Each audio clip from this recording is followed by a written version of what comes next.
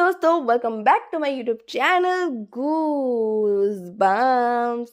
दोस्तों, आज मैं एक्सप्लेन करने वाली हूँ भूल भुलैया 3 को। ये मूवी बहुत ही ज़्यादा इंटरेस्टिंग है। इसके अंदर बहुत सारे राज है।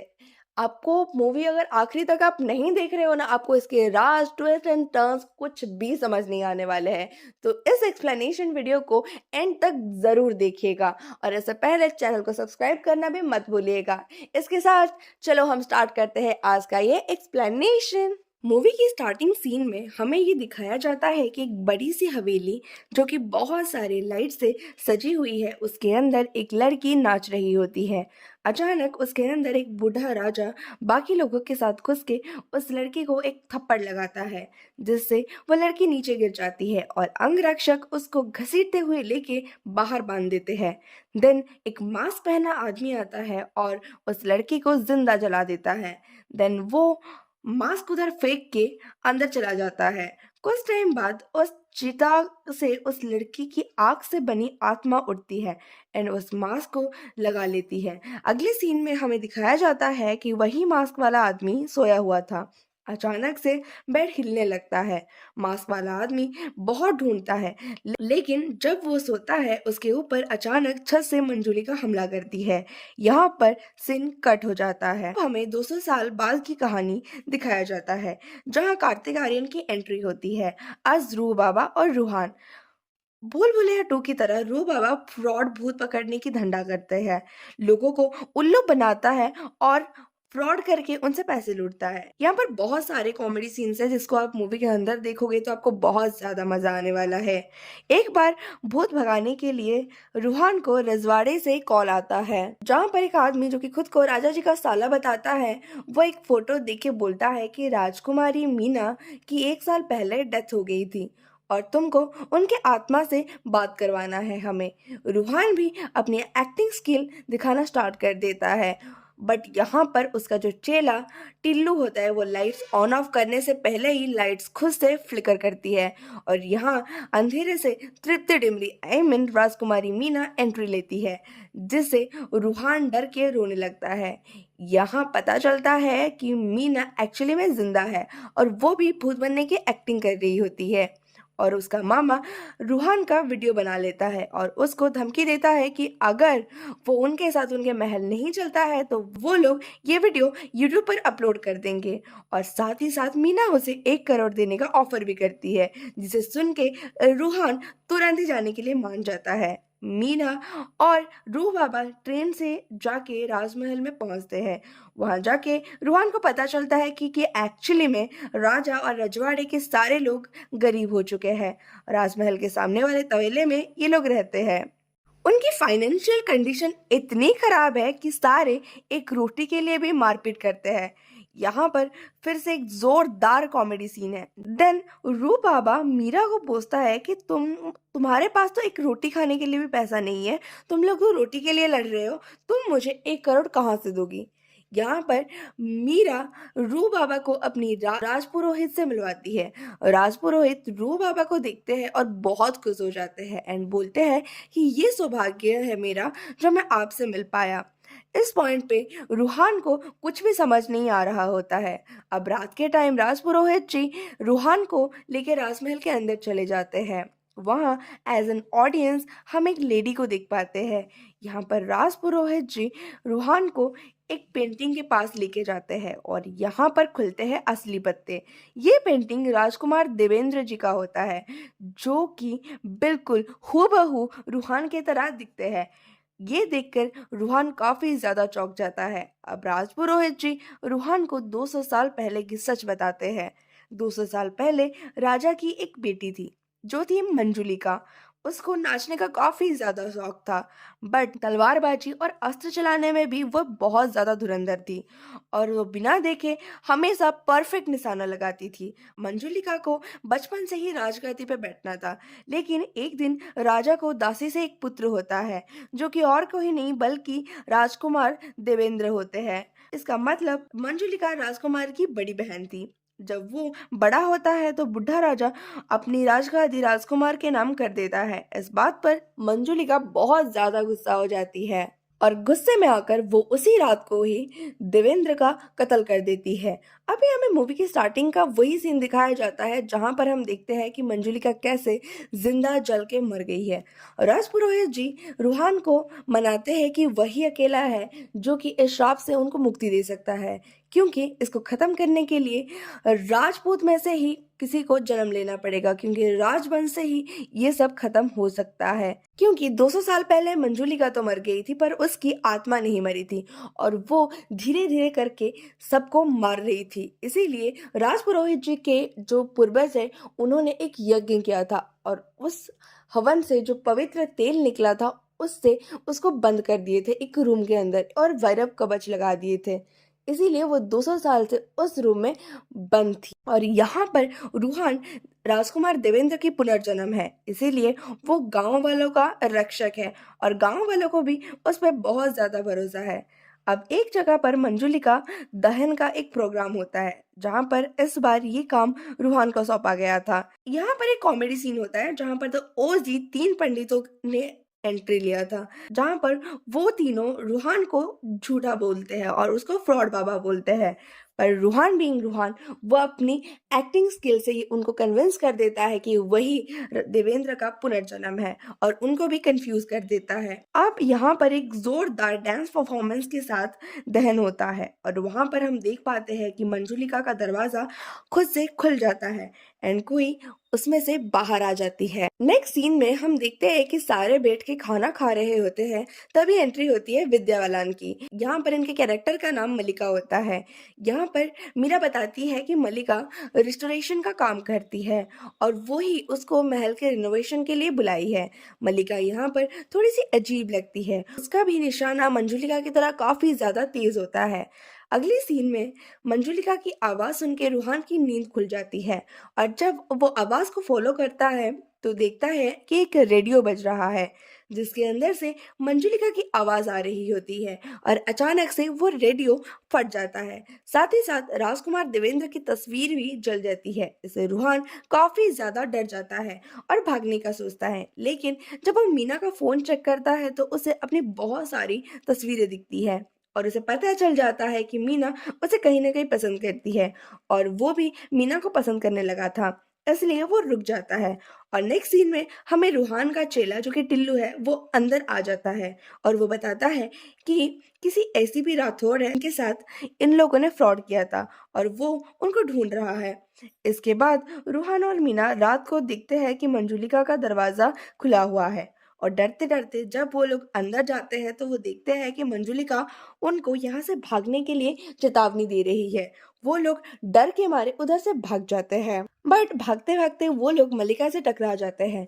मल्लिका यहाँ पर बताती है कि एक्चुअली में ये रूम में छोटा पंडित और उनका गैंग वो लोगों को डरा रहे हैं।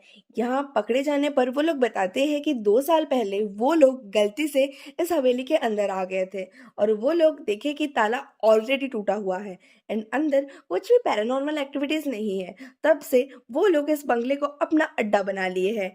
अब सच सामने आने पर रोहन काफी ज्यादा खुश हो जाता है और वो मल्लिका की हेल्प मांगता है ताकि वो ये प्रूव कर पाए कि उसने ही भूत को भगा दिया।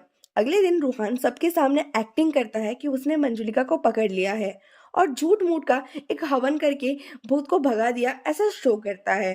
राजा जी इससे बहुत खुश हो जाते हैं कि फाइनली अब वो हवेली बेच सकते हैं। अगले सीन में राज पुरोहित जी आके बोलते हैं कि दुर्गाष्टमी से पहले तुम्हें ये दरवाजा नहीं खोलना चाहिए था, जिसे मीना बोलती है कि दरवाजा ऑलरेडी खुला हुआ था, उन्होंने तो बस खोलने की एक्टिंग की। इसे सुन के पंडित जी काफी ज्यादा टेंशन में आ जाते हैं क्योंकि उनका कहना था कि मंजुलिका बाहर आ चुकी है एंड किसी की इंतजार कर रही है। और वहां पर हम देखते हैं कि रेस्टोरेशन का काम करते वक्त मल्लिका एक दीवार तोड़ देती है जिसके अंदर से एक और दरवाजा निकलता है, वो भी बिल्कुल मंजुलिका के कमरे की दरवाजे की तरह वायरस कवच से प्रोटेक्टेड है। सभी लोग शॉक थे क्योंकि किसी को भी इस रूम के बारे में कुछ भी पता नहीं था। अब इसका आंसर ढूंढने राज पुरोहित जी पुराने लाइब्रेरी में जाते हैं एंड जाते जाते सबको ये बताते हैं कि दुर्गाष्टमी से पहले इसको कोई भी खोलना मत। बट जैसे ही राजपुरोहित जी उधर से चले जाते हैं, रूहान एंड मीना की फैमिली उसे ओपन कर देते हैं। जैसे ही वो डोर खुलते हैं तो बहुत सारे चमगादड़ बाहर आ निकल जाते हैं और रूम बिल्कुल खाली था। तभी राजपुरोहित जी अंदर आ जाते हैं और सबको बहुत ज्यादा डांटते हैं एंड बोलते हैं कि दरवाजे के पीछे अंजुलिका की आत्मा है। जी हाँ, अंजुलिका कोई और नहीं बल्कि मंजुलिका की बड़ी बहन थी, जो कि उससे भी ज़्यादा तेज़ थी, ताकतवर थी। मंजुलिका अगर तूफ़ान थी, तो अंजुलिका आंधी थी। मंजुलिका अगर पीछे से वार करती थी, तो अंजुलिका सामने से करती थी। अब कहानी 200 साल पीछे चला जाता है, जहाँ हम देखते हैं कि अंजुलिका एंड मंजुलिका डांस कर रही होती हैं। हम इधर ये समझ पाते हैं कि दोनों के बीच में सिंहासन को लेके काफ़ी ज़्यादा कॉम्पिटिशन था। लेकिन उस दिन राजा अनाउंस करते हैं कि उनके बाद ये सिंहासन उनके बेटे देवेंद्र नाथ को दिया जाएगा, जिससे अंजुलिका और मंजुलिका बहुत ज्यादा गुस्सा हो जाती हैं और दोनों मिलकर अपने भाई को मारने का प्लान बनाते हैं और वो अपने भाई को मार भी देते हैं। अब कहानी प्रेजेंट में आ जाती है, जहाँ पर राजपुरोहित जी ये कहानी रूहान को बता रहे होते हैं और वो बताते हैं कि दरवाजा ओपन करके उन्होंने अंजुलिका की आत्मा को मुक्त कर दिया और उनको रोकने का बस एक ही तरीका है कि उन्हें हवन की उसी तेल से फिर से जलाना होगा, ताकि उनकी आत्मा आजाद हो जाए। यहाँ पर एक सीन में हमें स्त्री की कैमियो भी देखने को मिलता है। अब अगले दिन उधर मंदिरा आ जाती है, जो कि महल खरीदने के लिए आई थी। वो बोलती है कि उसे मंजुलिका के कमरे में रहना है, जिससे रूहान काफी ज्यादा चौंक जाता है, जिसे वो बोलती है कि उसे भी हॉरर एक्सपीरियंस चाहिए। जिसके बाद हम मंदिरा और मंजुलिका को देखते हैं। वो एक दूसरे के सामने आते हैं और एक दूसरे का गला दबाने लगते हैं। जिसके बाद एक एक करके कौवा उनकी विंडो से टकरा के मरते हुए हमें दिखाई देता है। अगले सीन में हम देखते हैं कि मीरा के पापा रूहान को उधर से जाने के लिए बोलते हैं और यहाँ पर रूहान एक्टिंग करता है जैसे कि उसके अंदर रानी जी राजा जी की वाइफ की आत्मा आ गई हो। रानी बन के वो बोलता है कि रानी जी चाहती है कि रूहान और मीना की शादी हो जाए, जिसके बाद राजा जी भी शादी के लिए अप्रूव कर देते हैं। अगले दिन राजा जी सबको बिरयानी देते हैं, जो कि असल में कौवा बिरयानी होता है। देन रूहान, मीना और मंदिरा जी मंदिर जाते हैं। अब मंदिरा को अंदर जाने के लिए मीना बोलती है, बट वो गुस्सा हो जाती है, जिससे रूहान काफी ज्यादा चौंक जाता है और रूहान को मंदिरा पर शक भी हो जाता है। मीना को मंजुलिका की एक तस्वीर मिलती है। वो खोलने से पहले ही मल्लिका उस पर पेंट गिरा देती है। अब मीना को मल्लिका पे शक हो जाता है। मंदिरा यहाँ पर महल खरीदने के लिए रेडी थी, बट वो साइन दुर्गाष्टमी के दिन करने वाली थी। लेकिन अचानक से उधर विकी खन्ना नाम का एक बिजनेसमैन आ जाता है, जो कि 1,000 करोड़ के साथ उसी दिन डील करने को रेडी होता है और वो अपने साथ उसी सिंहासन को भी लेके चला जाता है। लेकिन होता क्या है कि रात को वही सेम आत्मा आके विकी खन्ना को मार देती है। देन जब ये बात मीना मल्लिका को बताने जाती है, तो तब वो एकदम से उस सिंहासन को अपने एक हाथ से उठा देती है और भूतिया आवाज में बहुत कुछ बोलती है, जिसे डर के रूहान के पास मीना भाग जाती है। बट शॉकिंगली मल्लिका तो उधर ही बैठी हुई थी। तब मंदिरा उधर आ जाती है और विकी खन्ना के मौत पे जोर जोर से हंसने लगती है। यहाँ पर रूहान का शक मंदिरा पे जाता है और उसी रात रूहान की नींद खुलती है एंड वो उसी सीक्रेट रास्ते की तरफ जाता है, तो देखता है कि मंदिरा और मल्लिका रूम के अंदर अजीब तरह से खेल रही है, हंस रही है और खुद को अंजुलिका एंड मंजुलिका बता रही है, जिसे डर के रूहान नींद से उठ जाता है। इसका मतलब हमें ये समझ आता है कि ये सपना रूहान देख रहा था, बट अचानक से उसको वही मास्क वाली भूत आके हॉन्ट करने लगती है और जब वो अपने बगल में देखता है तो वो देखता है कि उसके बगल में मीना सोई हुई है और मीना भी डर के उठती है, बट वो अचानक से रूहान को देख के स्माइल करती है, जोर जोर से हंसने लगती है और सो जाती है, जिससे रूहान काफी ज्यादा डर जाता है। अब 3 पंडितों को मंजुलिका की गोश्त विकी खन्ना के रूप में आके हॉन्ट करता है। यहाँ से तीनों भागते हैं, उनको एक इनविजिबल दीवार रोक लेती है। यहाँ पर वो नेटफ्लिक्स वाला जोक भी आता है।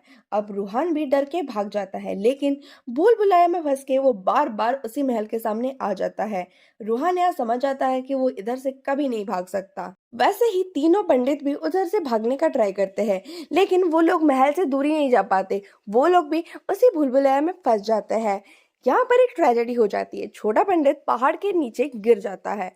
अब यहाँ पर राजपुरोहित जी को भी पता चल चुका था कि रूहान एक फ्रॉड है। पता नहीं कैसे, बट ये चीज उनको पहले से ही पता था। फिर भी उनको रूहान पर बहुत ही ज्यादा ट्रस्ट था कि वो ये काम कर सकता है, और वो वही अभिमंत्रित तेल भी रेडी कर चुके हैं। बट यहाँ पर बड़े पंडित और उसकी जुए मारने के लिए वही तेल को अपने सर पे लगा डालते हैं, और यहाँ पर फिर से कॉमेडी सीन आता है। अब पता नहीं अचानक से मीना को क्या हो जाता है, वो खुद को जलाने की बात करती है। वो काफी अजीब हरकत करती है। जब रूहान उसे रोकने जाता है तो वो उसको बताती है कि उसे नहीं पता वो क्या कर रही है, और लास्ट टाइम वो मंदिरा के साथ थी।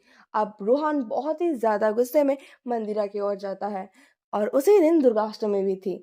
अभी पता नहीं, जब रूहान मंदिरा से बात कर रहा होता है, अचानक से मलिका उड़ते हुए पीछे से आती है, और मंदिरा का गला पकड़ के उसको एक खंबे से पीट के अजीब तरीके से खंबे के ऊपर चढ़ जाती है, और उसको नीचे फेंक देती है, और फिर नीचे आके उसको कैच कर लेती है, जिसे देख के सब लोग डर जाते हैं। अब सबको पता चल चुका था कि मलिका ही रियल मंजुलिका है। अब रूहान को जब वो मारने जाने वाली थी छोटा भाई बोल के, बट रूहान चालाकी से वो तेल चारों तरफ बिछा के आग लगा देता है, और मंजुलिका अंदर रह जाती है। अब रूहान मंदिरा के पास सॉरी बोल के आता है कि मुझे नहीं पता था। बस उस टाइम पे मंदिरा का फेस चेंज हो जाता है, और काफी भूतिया शक्ल के साथ और आवाज के साथ वो बोलती है कि मैं ही असली मंजुलिका हूँ, तूने गलत बहन पे आग लगा दिया। और अचानक से वो सिंहासन उधर प्रकट हो जाता है, और उसके ऊपर वो बैठती है, और वो बताती है कि वो ही रियल मंजुलिका है, और इसी तरीके से उसके फादर ने उसे जला दिया था। अब वो सबको मार के अपना बदला लेगी। बट यहाँ पर वो आग नम हो जाता है, और मल्लिका उधर से बाहर आती है, और मल्लिका उसके सामने आके बोलती है कि हम दोनों में से कोई भी भूत नहीं है, और जो भी भूत है प्लीज अपना रियल शक्ल दिखाओ। अब यहाँ पर खुलते हैं असली पत्ते।